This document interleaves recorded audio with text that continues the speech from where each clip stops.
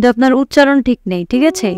বয় শূন্যরা, ডয় শূন্যরা, উচ্চারণ ঠিক নেই, কিন্তু এটা ঠিক করতে হবে আর গান প্র্যাকটিস করতে হবে। আমি লিওন, আমার বাসা হচ্ছে ময়মনসিংহ বিভাগ, শেরপুর জেলা, নকলা থানা।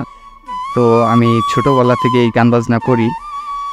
স্যারকে মনে হয় বলা হয়েছিল এই বিষয়ে। তো আমি আসলে ভেবে আসছিলাম যে আজকে হয়তো বা মিউজিকের সাথে আমি গান করব।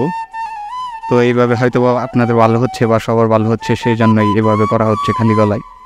তো আমি অনেক সাধনার পরে গানটি চেষ্টা করব। অনেক সাধনার পরে আমি পেলাম তোমার মন,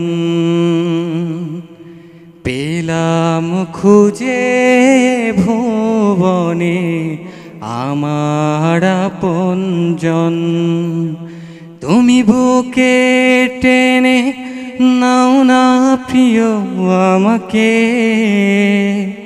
আমি ভালোবাসি ভালোবাসি ভালোবাসি তোমাকে। Thank you. গান কি ছোট থেকে শেখেন? কার কাছে? মনে হয় একটা গিটারে গান করছিল। আচ্ছা, কার কাছে শেখেন? যে আমাদের উপজেলাতে খেলাঘর আছে, খেলাঘরে প্রত্যেক শুক্রবারে ওইখানে মিউজিশিয়ান লোক আছে।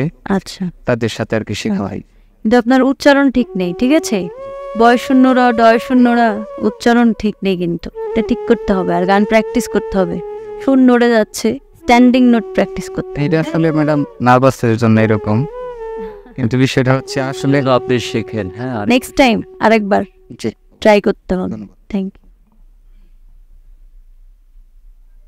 গানে গানে সেরা, গানে গানে সেরা।